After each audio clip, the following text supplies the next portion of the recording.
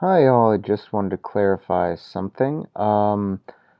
Just in terms of alternate array notations and where things are located and everything like that.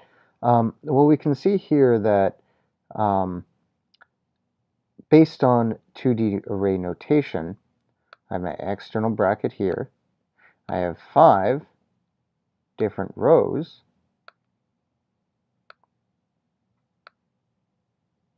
and 1, 2, 3, 4 different columns. Um, and the columns uh, are going to be um, the length of the column is going to be or the length or the number of columns is going to be the length of this internal array, which I can find by saying 2D position 0. Well, that's saying looking at this array, what's the length? Um, and you can see that with this schematic, it prints out exactly like this. Now, this is just a data structure, and you can convert it to any um, sort of ideas that you have about how you want it to be structured, but this is sort of the standard way of looking at things.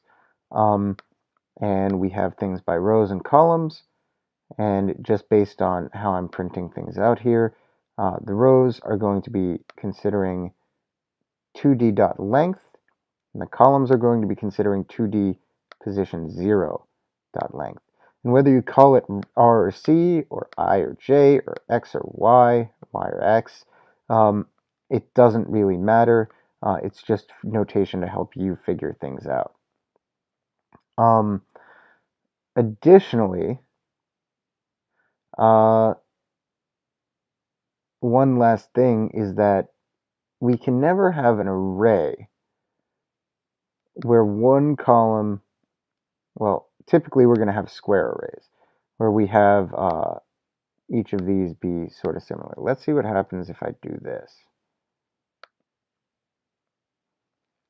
Well, if I start doing this, then I get an error where I get an out of bounds exception. That's going to have a lot of issues um, in terms of printing, which is one why while it doesn't have to necessarily be square. For example, I didn't run into an issue here, or rectangular.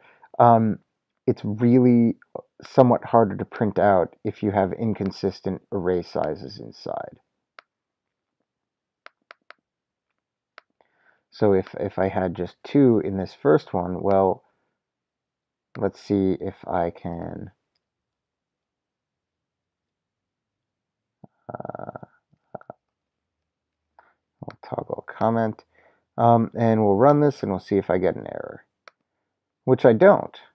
So I could feasibly store this in this 2D array, but the problem is this only works for, first of all, this type of array where I define it beforehand. And second of all, printing it out is extremely unwieldy and not it's sort of better served for other data structures that we'll learn about later. Um, and finally, I cannot do this.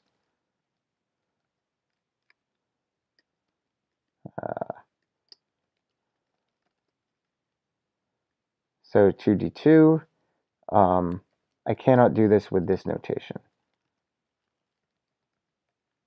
These must be just numbers. I can't say that my columns are vary in width or vary in length.